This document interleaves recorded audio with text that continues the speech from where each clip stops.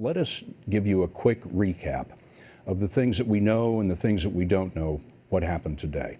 It was 10:15 this morning, Eastern Time here in the United States, that this aircraft disappeared. Malaysia Flight 17, a Boeing 777, 295 people reported to be on board. It left Amsterdam in the Netherlands, was flying over Ukraine, eastern Ukraine, right where you see that red dot in the area where there has been a great deal of conflict. Just to remind you of what's happening here, there are Ukrainian rebels in eastern Ukraine who would like to separate from Ukraine and join the Russian Federation, Russia right there in gray to the right. They have been fighting a battle against the Ukrainian government forces, and that has been going on for several months now. A number of Ukrainian aircraft, military aircraft, have been shot down, and recently. This is one of the weapon systems that is known to be in use in the region. It's called a Buk system. It is a radar-guided anti-aircraft system, very capable of striking aircraft at very high altitude.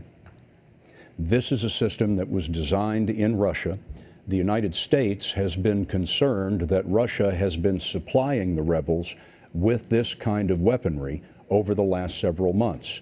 An Associated Press reporter on the ground in eastern Ukraine says that he saw this missile system in the area before the shootdown. The Ukrainian government says it was this missile system that shot down the Malaysian airliner. The aircraft came down right along the border with Russia. There you see the smoke rising from the main impact area, jet fuel fire. We've just received several still pictures over the last half hour or so of the debris. There's no doubt now that this is Malaysia Flight 17. We've seen the Malaysian flag painted on the fuselage. Boeing 777, there's the Malaysian flag right there in the characteristic red and blue stripes that you would find on a Malaysian aircraft. This is a 777-200 extended range aircraft capable of carrying more than 300 people. Malaysia is saying that there were 295 on board, 280 passengers and 15 crew members. We have seen in other photographs a number of passports that are scattered around.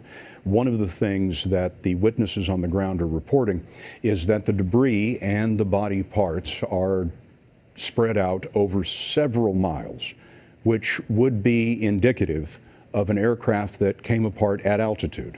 This 777 would have been flying at about 33,000 feet. It's standard cruising altitude when whatever happened caused it to fall catastrophically from the sky.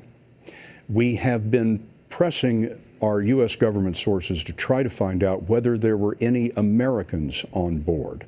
The Ukrainian government has said that there were, but we do not have confirmation of that from the U.S. government.